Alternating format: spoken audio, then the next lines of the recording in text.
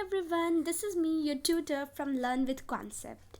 In this video lecture, we will learn about the class 9th history, French Revolution, topic number 1.1, the struggle to survive. Struggle to survive means जीने के लिए संघर्ष.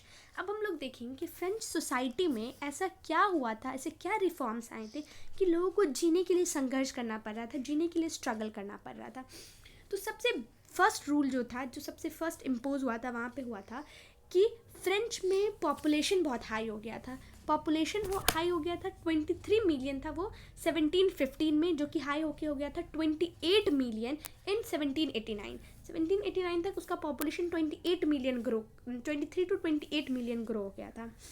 अब population grow होगा तो क्या होगा, इंक्रीज होगा डिमांड ऑफ फूड ग्रेन का. पॉपुलेशन बढ़ा है, अगर लोग बहुत हो जाएंगे दुनिया में तो उन लोगों को खाना भी चाहिए, बेसिक लाइवलीहुड भी चाहिए. लेकिन यहाँ पे क्या हुआ था कि स्टेपल डाइट जो था मेजॉरिटी ऑफ लोगों को मिल ही नहीं पा रहा था. ब्रेड जो था वहाँ का स्टेपल डाइट था, मतलब कि रोज़ खाने वाला खाना, जो कि मेजॉरिटी ऑफ लोगों को नहीं मिल पा रहा था.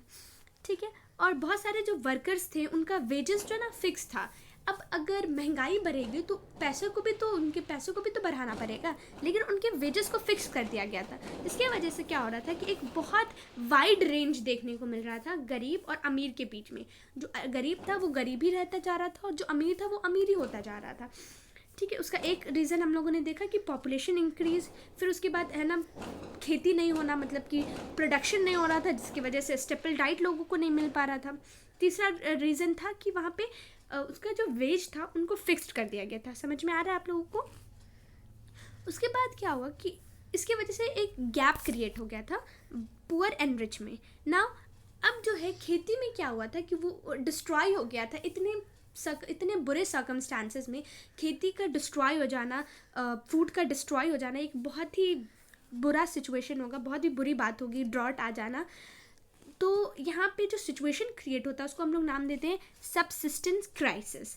सबसिस्टेंस क्राइसिस एक ऐसा एक्सट्रीम सिचुएशन होता है जिसमें जो हम लोग की नेसेसिटी सामान है, जो हम लोग को एवरीडे लाइफ में चाहिए होती है, क्लोथिंग, फूडिंग, वाटर, ये सब चीज़ हमें नहीं मिल पाती है. तो यहाँ पे एक सबसिस्टेंस क्राइसिस का फेनोमेना स्टार्ट हो गया था. यहाँ पे हम लोग फिगर को थोड़ा पढ़ लेते हैं. ये टॉपिक तो कंप्लीट हो गया. फिगर में देखिए, यहाँ पे एक किंग बैठा हुआ और एक पीजेंट आ रहा है उसके पास पैसे लेकर के, और यहाँ पे लिखा हुआ है कि the poor fellow being everything grain, foods, money, salad. मतलब कि पुअर जो है सब कुछ अपना दिए जा रहा है अपने ओनर को. ठीक है. फिर यहाँ पे आता है the noble man is the spider, the peasant the fly. देखो, नोबल मैन को जो है यहाँ पे स्पाइडर की तरह इंडिकेट किया गया, और पीजेंट जो है उसकी स्पाइडर की जो घर होता है उसमें वो फंस गया, जैसे कि हाउस फ्लाई आके फंस जाता है, उसके ट्रैप में जकड़ गया है, क्योंकि उसे इतना सारा लोन देना पड़ रहा है, इतने सारे किंग के डेप्ट को उन्हें देना पड़ रहा है.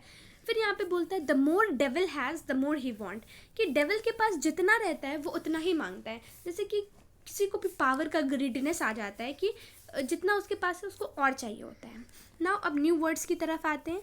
न्यू वर्ड्स में सबसे पहले था सबसिस्टेंस क्राइसिस, जो हम लोगों ने डिस्कस कर लिया है कि एक ऐसा एक्सट्रीम सिचुएशन हो जाता है जिसमें लाइवलीहुड जो है इन डेंजर में चला जाता है, कि वो लोग बेसिक नेसेसिटी को फुलफ़िल नहीं कर पाते हैं.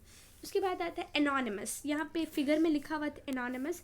एनोनिमस कहते हैं कि जिसका नेम नहीं पता हो हमें, जैसे कि अननोन पर्सन, जो कोई मान लीजिए आपके घर पे कोई आ रहा है और आपको नहीं पता है, तो आप उसे एनोनिमस कह सकते हैं, कि जिसका नाम आपको नहीं पता हो.